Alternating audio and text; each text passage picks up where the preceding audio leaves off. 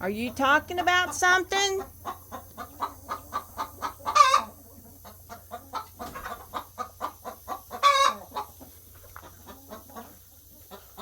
Little missing babies. Now I know why. Yeah, that's a snake. Big old rat snake up in that wall.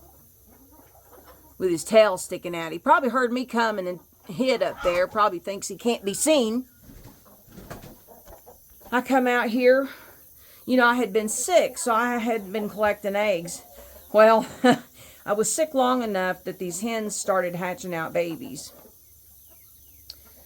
And so what has happened, I had the two older babies that are running loose with the mama. They perch at night with her and everything now. They're almost fully feathered.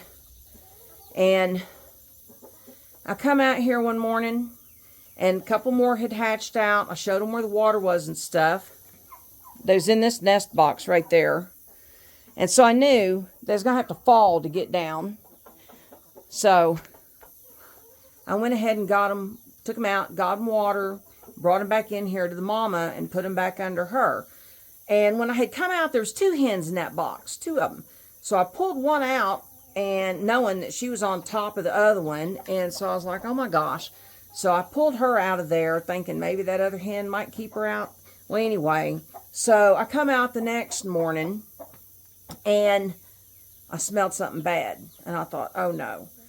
That other hen getting up in that nest box with the mama hen, what she ended up doing was causing a baby to get suffocated. And I said, no more of this. Because I had let the two older babies raise up out here with their mama. And then there was two other ones that had hatched out that were little bitty. And I was going to let their mama do the same thing. And for about 3 nights, she would nest right outside the door because the chicks couldn't get back over this board at the bottom of the door. It's a pretty good jump from outside. So she would nest.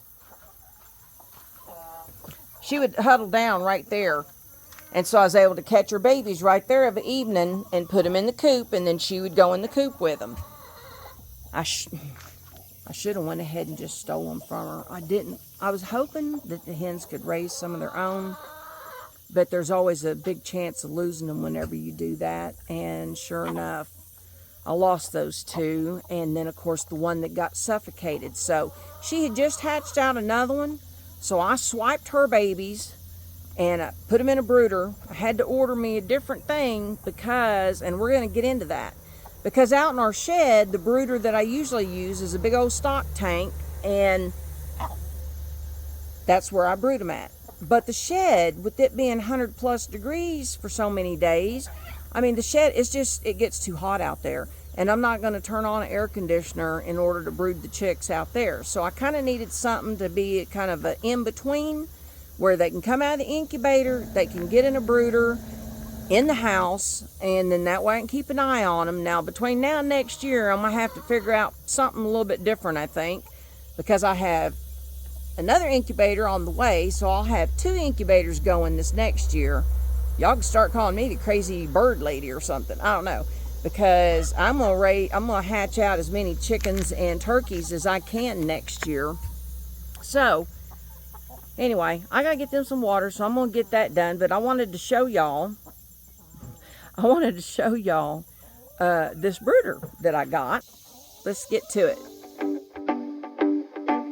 I love instructions like this, where they tell you there's a number for your size screws, which they have a website, but I got this one from Chewy. See, they're marked on the outside of the package. These pieces are even marked, and then when you start putting stuff together, it even shows you which screws to use, so that way you know which size screws to use for which.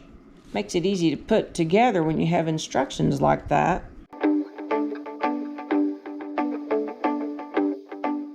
Isn't that cute? The chicks will probably just sit on it. That's what they'll think about it.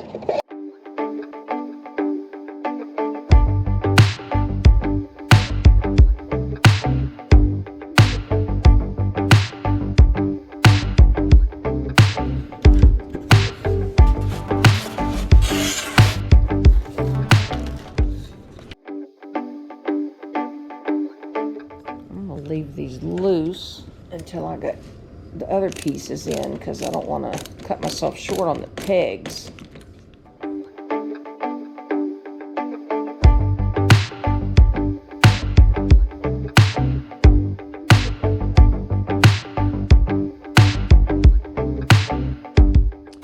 Okay, it says the casters are next. The easiest way to do that is going to be turn it over.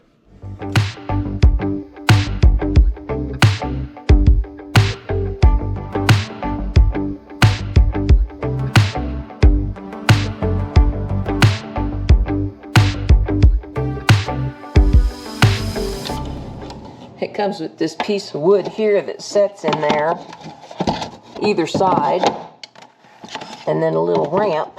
You got your screw holes already in it.